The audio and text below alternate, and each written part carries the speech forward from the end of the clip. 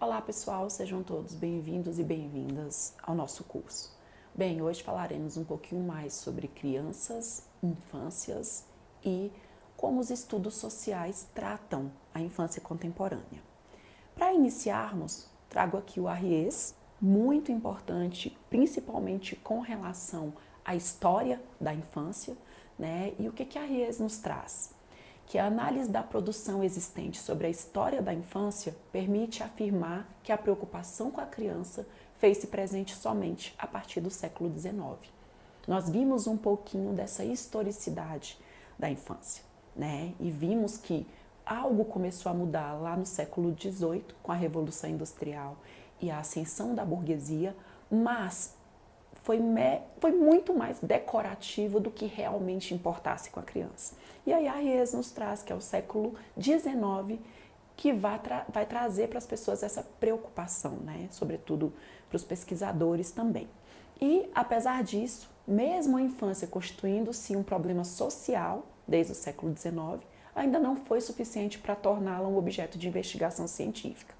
Estudos mostram que, até o início da década de 60 do século XX, a história da infância e a história da educação pareciam ser dois campos distintos e irreconciliáveis de pesquisa. Então, se pesquisava a educação, sobretudo a educação de crianças, de forma muito separada da infância. Bem, trago aqui para vocês também Manuel José Jacinto Sarmento, né, o Sarmento, que é professor e pesquisador da Universidade do Minho, em Portugal, e hoje nós falaremos um pouquinho mais sobre ele. O que Sarmento nos traz com relação também à historicidade ainda da infância? Que os fatores, a criação da escola, o recentramento do núcleo familiar no cuidado dos filhos, nós já vimos também, a produção de disciplinas e saberes periciais, a promoção da administração simbólica da infância, radicalizaram-se somente no fim do século XX. Né? E radicalizaram-se a ponto de potenciarem criticamente todos os seus efeitos. A escola expandiu-se e universalizou-se. As famílias reordenaram os seus dispositivos de apoio e controle infantil. Os saberes disciplinares sobre a criança adquiriram autonomia e desenvolveram-se exponencialmente. E a administração simbólica adquiriu novos instrumentos reguladores, como, por exemplo, a Convenção dos Direitos da Criança, e com normas de agências internacionais como a Unicef, a OIT e a OMS. Né? E foram todos configuradores de uma infância global no plano normativo. Então, nós vemos aí um pouquinho desse histórico em como a criança se constituiu digna de cuidados e também centros de estudos científicos e como órgãos tiveram que atuar juntamente à infância. E aí, trago a vocês, né, algo que a gente já vem falando, que é as noções de criança e infância, mas que na verdade são noções de crianças e infâncias.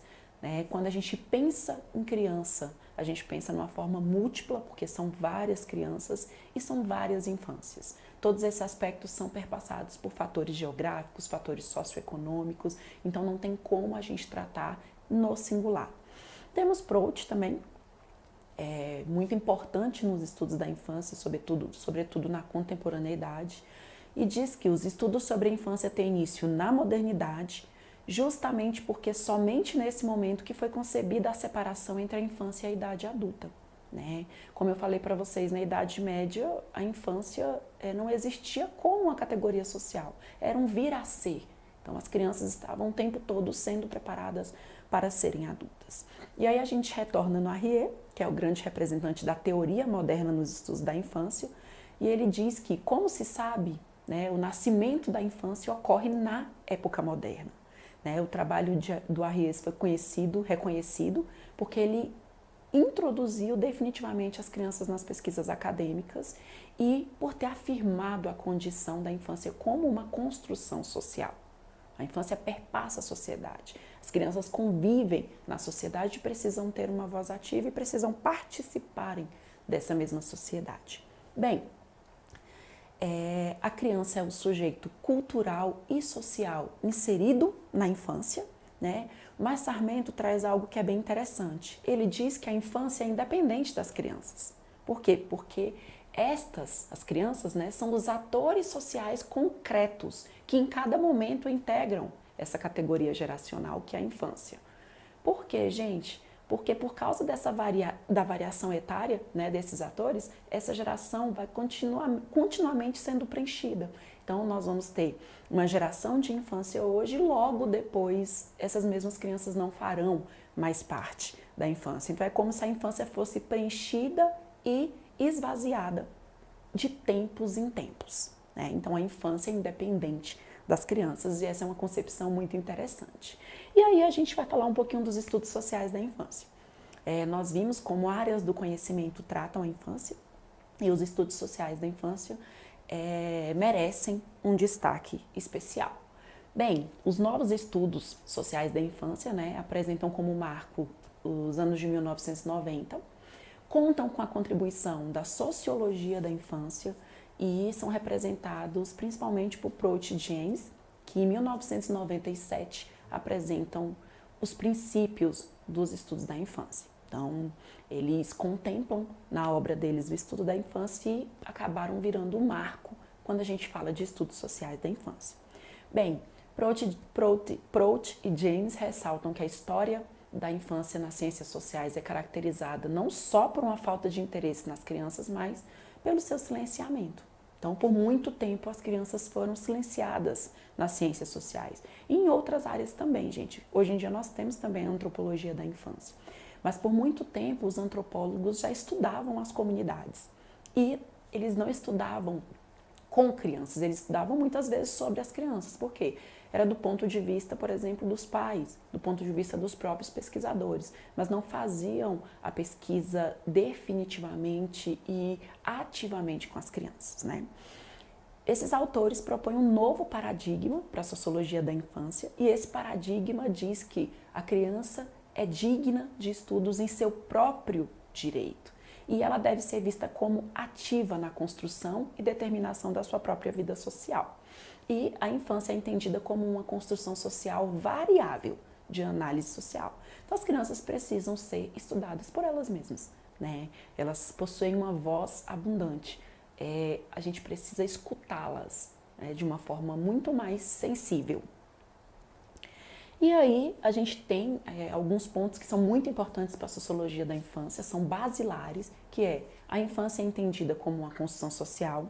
A infância é uma variável de análise social, portanto, precisamos de pesquisas, né? As relações sociais e culturais das crianças são dignas de estudo em seu próprio direito. As crianças são e devem ser encaradas como ativas na construção e determinação das suas próprias vidas. A etnografia é uma metodologia particularmente útil para o estudo da criança, então é muito importante quando estudamos a infância adentrarmos mesmo esses ambientes, permanecermos lá. Etnografia é esse estudo quase que diário, é essa imersão no campo de pesquisa. E ao proclamar um novo paradigma dos estudos da infância, eles também estavam a empenhar-se numa reconstrução da infância na sociedade. Quando a gente começa a estudar as crianças, a gente percebe uma incorporação também desses estudos na sociedade e elas passam a serem vistas de outra forma, principalmente por meio da publicização desses estudos. Bem, trago um conceito aqui muito interessante do Corsaro, né? Corsaro é um estudioso muito importante, nós já falamos sobre ele é formado em Sociologia pela Universidade de Indiana, né? Concluiu o doutorado em Sociologia pela Universidade da Carolina do Norte. Atualmente ele é professor titular do Departamento de Sociologia da Universidade de Indiana, né? Ele é muito importante nos estudos da infância, então os principais pontos de pesquisa dele são a sociologia da infância, a etnografia e a sociologia da educação. O que Corsaro nos traz de muito importante? O termo reprodução interpretativa, né? Ele é um sociólogo norte-americano e vê as crianças como agentes sociais que contribuem para a reprodução da infância e da sociedade através da negociação com os adultos, mas principalmente através de uma produção criativa de culturas de crianças com seus pares.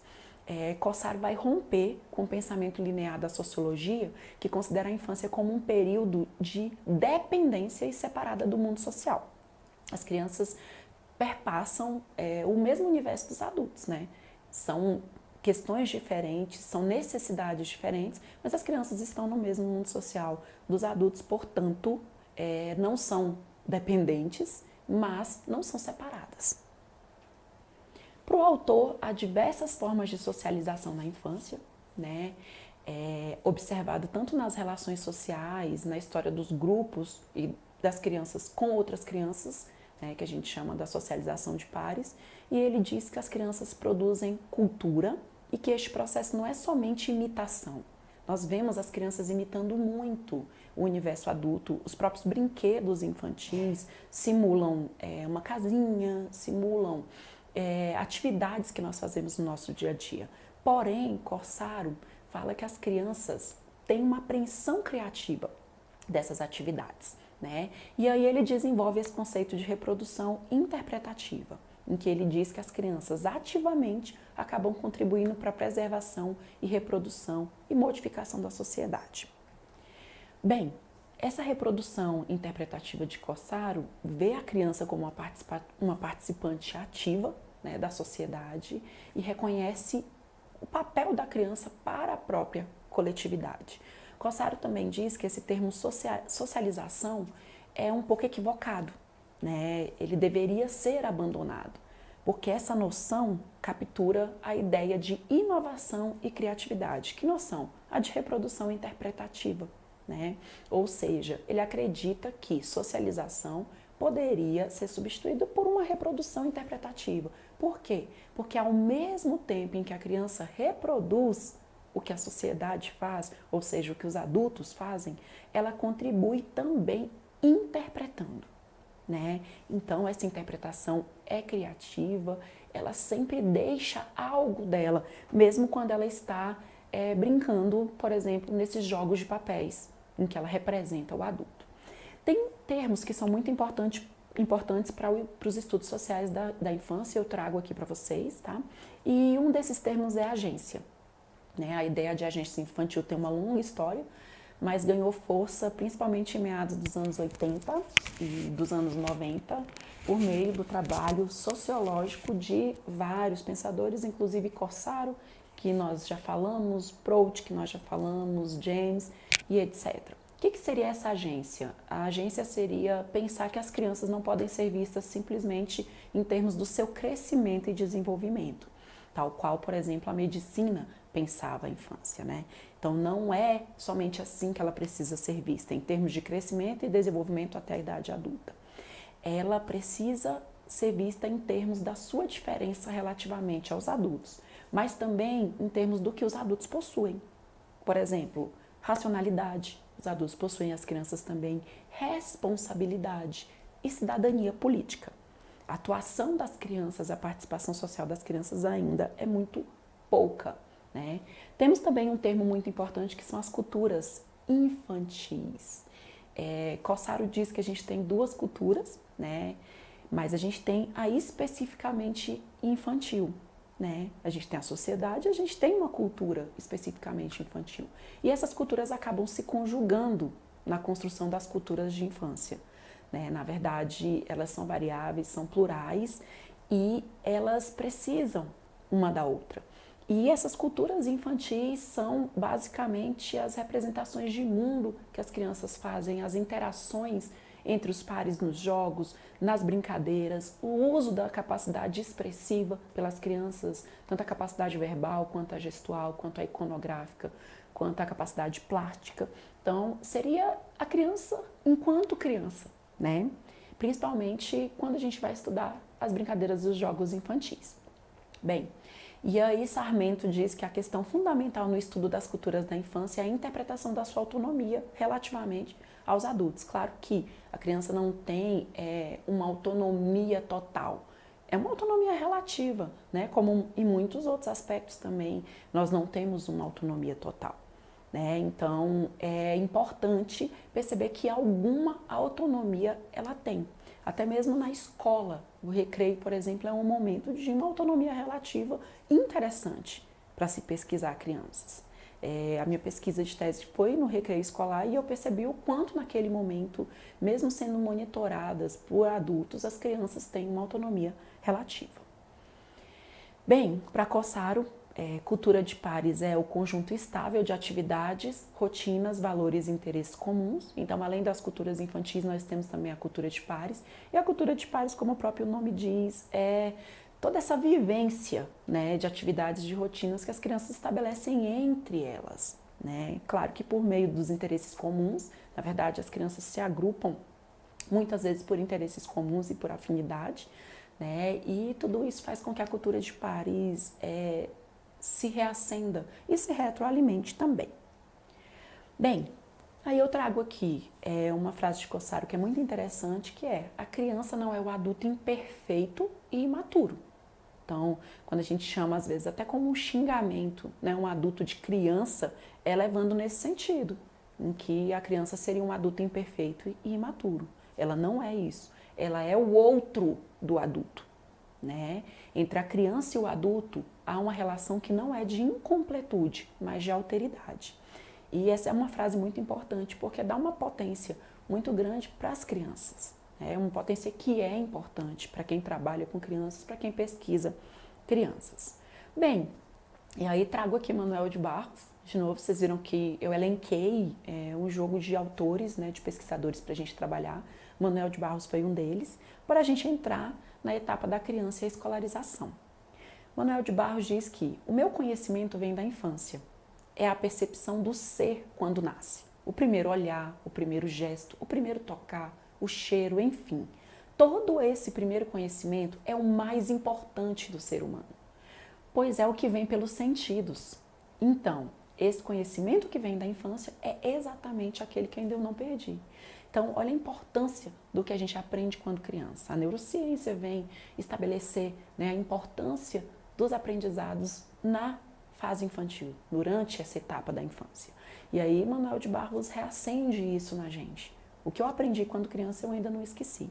Então, para a gente entrar na questão da escolarização, né? E aí, o que é importante? Primeiro, a criança, ao conhecer pela primeira vez a escola infantil, gente, desde muito pequena, não chega lá vazia.